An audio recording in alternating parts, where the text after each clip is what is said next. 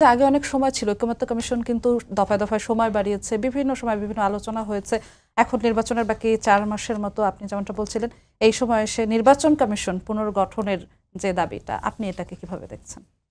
নির্বাচনের 4 মাস কিন্তু নাই, 4 মাসেরও কম সময় আছে সামনে। এবং আমরা তফসিল থেকে মাত্র আজকে আমরা 22 তারিখ থেকে হিসাব করলে মাত্র সপ্তাহ 2 তফসিল থেকে দূরে আছি। কারণ ডিসেম্বরের প্রথম সপ্তাহেই তফসিল ঘোষণা করার কথা, মাঝখানে নভেম্বর আছে, নভেম্বরের পরে ডিসেম্বরেই সেটা হবে। 1 মাস 2 সপ্তাহের মতো সময় মাঝখানে হয়তো আছে। তো এই সময়টাতে দাবি দাবার বহর এটা বাড়বে। এটা মূলত যে জায়গাটা হচ্ছে নির্বাচনকে সামনে রেখে প্রত্যেকটি দলই একটা সুবিধাজনক অবস্থানে থেকে নির্বাচনটা করতে চাইবে, এটা খুবই স্বাভাবিক তাদের হিসাবের জায়গা থেকে। প্রধানত হচ্ছে যে এবারের প্রেক্ষাপটটা তো একটু ভিন্ন।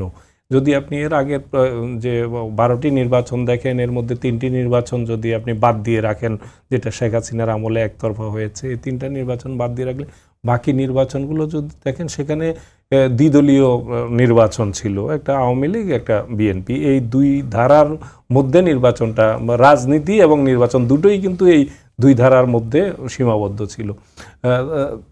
ওই নির্বাচনগুলোর প্রেক্ষাপট আর এবারের নির্বাচনের প্রেক্ষাপট সম্পূর্ণ ভিন্ন। যেমন বিএনপির জন্য একটা সহজ একটা জায়গা ছিল যে আওয়ামী লীগকে যারা পছন্দ করে না তারা স্বাভাবিকভাবে চোখ বন্ধ করে ধানের শীষে ভোট দিয়েছে। এটার একটা বাড়তি সুবিধাও বিএনপির জন্য ছিল। এবারে বিএনপির জন্য আমি মনে করি এটা একটুখানি বাড়তি চ্যালেঞ্জ যে এখানে প্রতিপক্ষ হিসেবে আওয়ামী লীগ নাই। আওয়ামী লীগের রাজনীতি যারা পছন্দ করে না, আওয়ামী লীগ ঠেকানোর জন্য বিএনপিকে দিয়ে দিবে।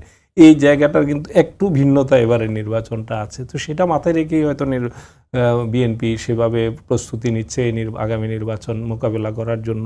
তো এই নতুন প্রেক্ষাপটে জামাত ধরেন, যদি এই আমরা 5ই আগস্টের 24-এর 5ই আগস্টের আগের কথা যদি ভাবি, জামাত হয়তো প্রধান বিরোধী দল হবে এমনটা ভাবার কথা এটা তো কল্পনাও ছিল না। তো সেই জায়গাটাতে এখন ক্ষমতার কথা তারা বলছে, অন্তত পক্ষে মুখে বলছে যে আমরা ক্ষমতায় যেতে চাই, ক্ষমতায় যাব। তো এটা সম্পূর্ণ ভিন্ন একটা পরিস্থিতি আগামী নির্বাচনকে সামনে রেখে। ভিন্ন প্রেক্ষাপটে সবাই বাড়তি সুবিধা নিয়ে নির্বাচনটা করতে চাইবে।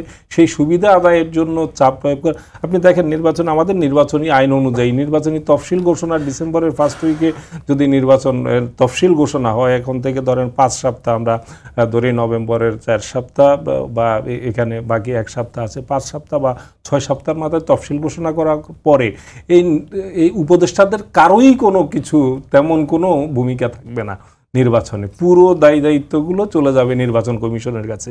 আইনেই বলা আছে সেখানে যে সমস্ত একজন ইউনো যদি আপনি বদলি করতে চান, একজন ওসি বদলি করতে চান, তাহলে নির্বাচন কমিশনের ক্লিয়ারেন্স ছাড়া আপনি কিন্তু এদার ওদার করতে পারবেন না। তো